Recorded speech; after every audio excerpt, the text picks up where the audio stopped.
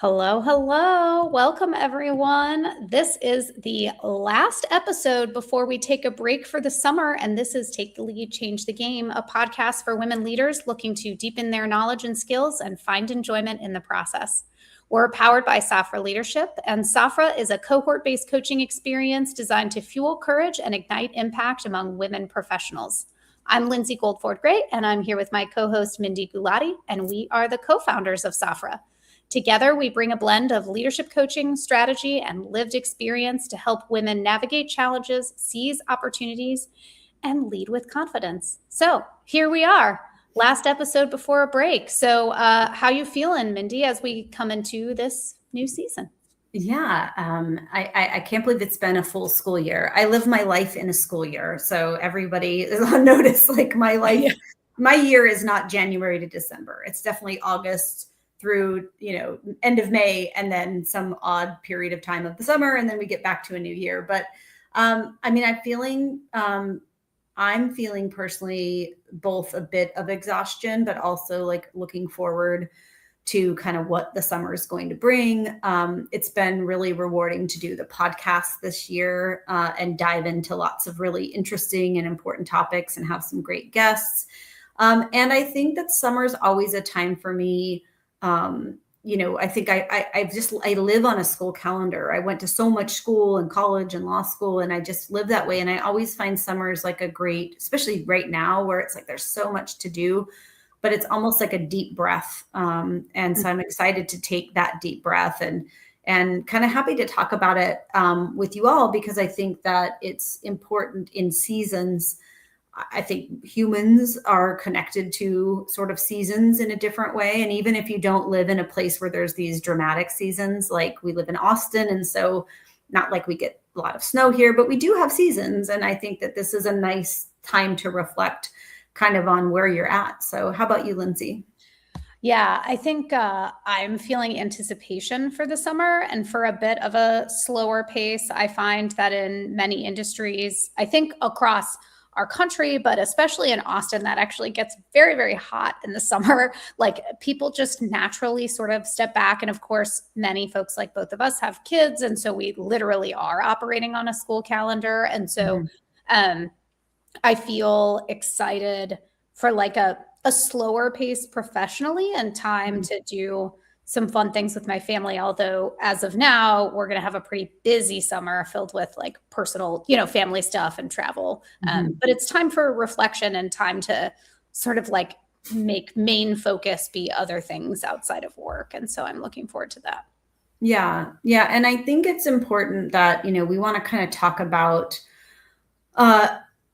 what we as busy professional women can do in the summer to care for kind of ourselves, our careers, and maybe other priorities. And not everybody has the same experience in the summer. So we don't want to, kind of come out the gate and say, oh, all of us are going to have some sort of break. And I'm working the whole summer. But I think that a lot of the companies I work for, there is a different feel in the summer. Even companies where there's no break, there's no let up on sort of the demands.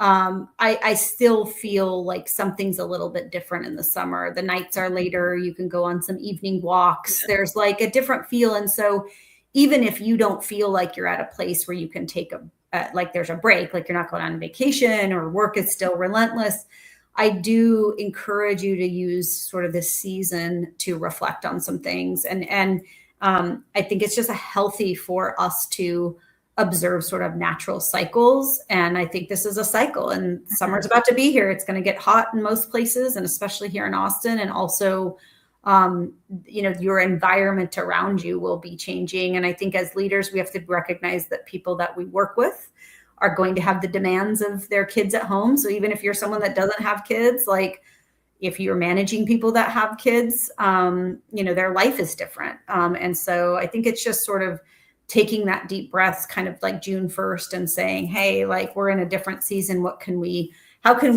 spend our time a little bit differently? So I guess when you think about what busy professional women can do in the summer to care for themselves, what comes to mind for you? Yeah, I mean, I think there's a variety of things. I really do like evening walks as well. I live in a pretty walkable area, and so something that my family does is we'll like walk, especially when the kids were little, we would like walk to go get ice cream or do a family Mhm, evening walk or a bike ride or something like that. I think can really sort of like change the feel of the day and certainly of the evening. Um, mhm, my family does travel in the summer, and for me, I sort of like half joke that it's mine and my spouse's midlife crisis activity where it's like when you're in the grind of everything, travel feels really good because it's like something to look forward to and we enjoy planning mhm, it and it's mhm, exciting. And so, that's another way that I care for myself. And I think, doing walks and bike rides and stuff in the evening also goes to like just being outside, mhm. is really great for me and sort of like feeds my soul and my well-being. How about you? Yeah, I think that when you're in the summer, you have maybe some additional time because you don't have certain, for me, it's, driving, getting the kids ready for school and driving the kids for Mhm. school. It's being intentional with that time. And so every summer I sort of plan, like, what is one thing I really want to like do this summer for me, not about anybody else, but there's been times when that has meant like I'm gonna, invest in sort of like more time for meditation, or I'm gonna take some different workout classes than I've taken before, or I'm going to experiment with my morning routine, or I'm going to, accomplish something. And it's never like pressing me too hard. It feels fun. And so I do encourage you to think about, can you give yourself time for a hobby, or do something to really shake up your routine? I do think from like a neuroplasticity standpoint, it's important to add different things to your life. And I mean, I am a type A routine kind of person. So, like, I get in my routines, but I do try to throw in something new just so my brain is constantly sort of being challenged. And I think the summer can be like something, Yeah. go try paddleboarding or something like that. Like, go try to go hiking in a place you've never been. Like, go Yeah. out and do a little, I call it adventuring, Mhm. doing stuff you've never done with like not a goal, but like, I'm going to go to this new place. And I do think that helps you in, that sort of growth mindset. So anyhow, I think that's what I'd say for yourselves. What do you think about, Lindsay, kind of for your career? What are some things that we can think about using the summer for to advance our career?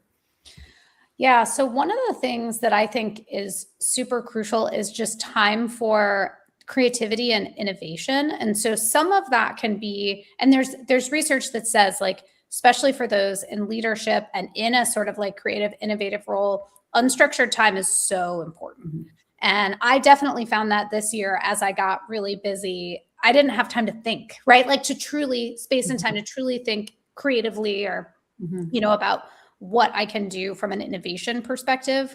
And so, and when I say innovation, I don't necessarily just mean like creating a tech company, right? Like, I mean more like, mhm, how am I going to handle, complex problems or complex issues? And mhm, so, making space and time, I think both in just like giving your brain a true rest to sort of like there's a reason that we say, "Oh, I came up with that in the shower," right? Because mhm, it's like our brain just kind of wanders. So there's like this truly unstructured time of like you just start thinking about different things, but then there's mhm, also this like structured sort of exercises or thought processes that you wouldn't otherwise have time to do maybe in the normal school year around like what does the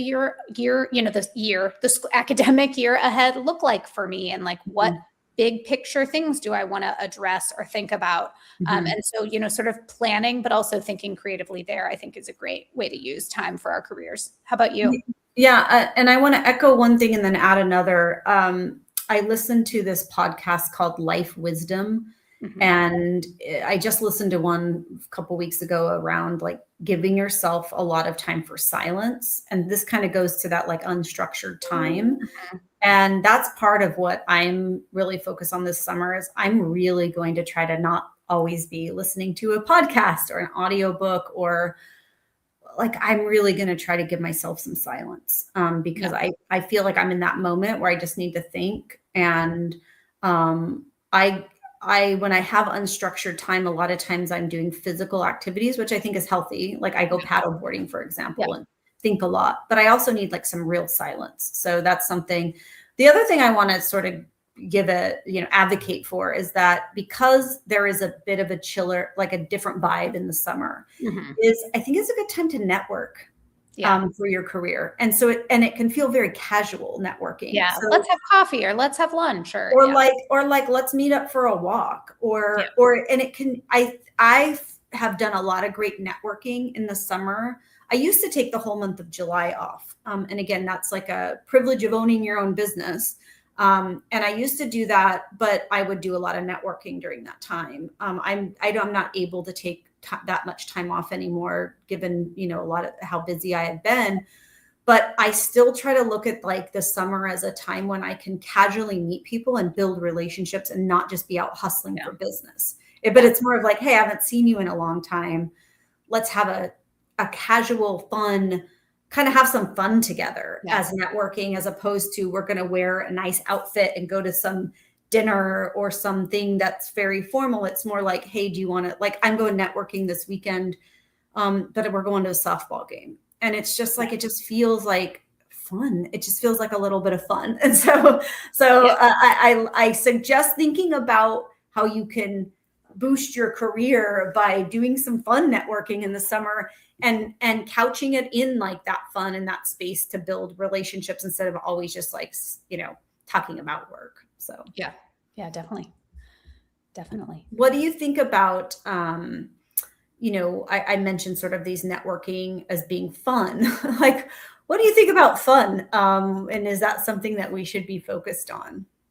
Yeah. I mean, I know, Mindy, you and I have talked about like fun or play before, and it's a challenge for both of us to like truly be in a state of play. And when I say play, my understanding is that sort of like definitionally, there's two pretty critical elements of play. One is that it truly does not have a purpose.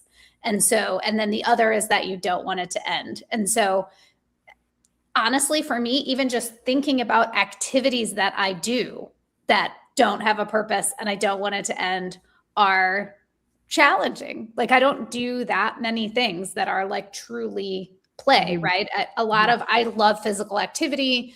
I really enjoy hiking, but like ultimately it's serving a purpose for me, right? And so when I think about like fun and play, I really enjoy being outside with my family.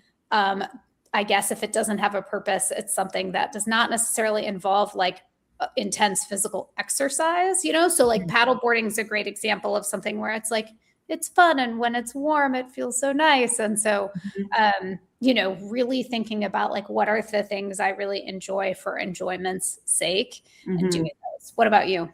Yeah. And I think that's, we had a whole episode on play. So, and it is something that I have a hard time with. But part of my goal this summer, as well as like having some silent time, and not filling every moment with sound, is also like, and paddleboarding is easy for me to say because it is something that I have no goal.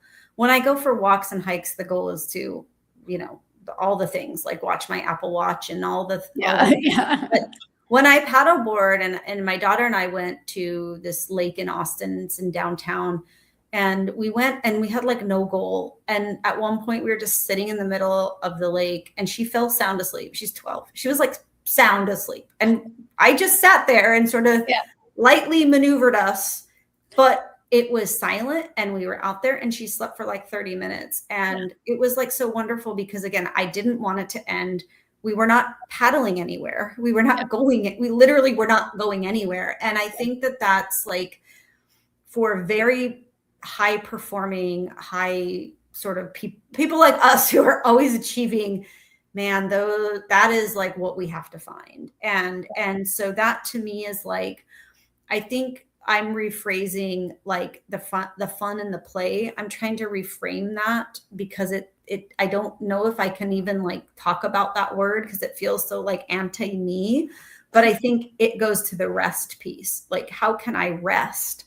Yeah. And rest can be that unstructured, no goal, And that feels very fun. And I think like that day paddleboarding felt very restful, being out there. And I think that the summer is good for rest. Like one thing, like I'm in like the real countdown to the end of the school year, and I have a very long commute.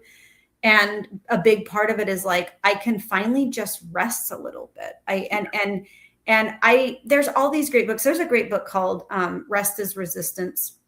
And there's the woman who wrote that book has a book called or a podcast. And I think it's called like the Nap, like Agency or something. I can't think of it right now, but it's like, and I read those books because they were something that was like, didn't resonate with me of like the Nap Academy or like rest. And I'm like, what is this? But like in reading it, it's like rest is really powerful, and it's powerful in a capitalist economy. It's like a mini protest to rest, to say it's okay for me to, and I mean, this is probably even more challenging for me than play, is because it feels like I should be doing something at all times. And that's what I like about the summer, is I do allow myself to say, you know what, like this is a good break, and it's okay for me. And so I would encourage, even if you have a very demanding job this summer that you're not taking time off and you still have all the things, like use the longer evenings to give yourself that place for rest. And rest doesn't mean going to bed. I mean, part of that is, but rest is like resting your mind and your eyes and your ears and your regulatory system from always like needing to be on. So. Yeah, for sure. No, I totally agree.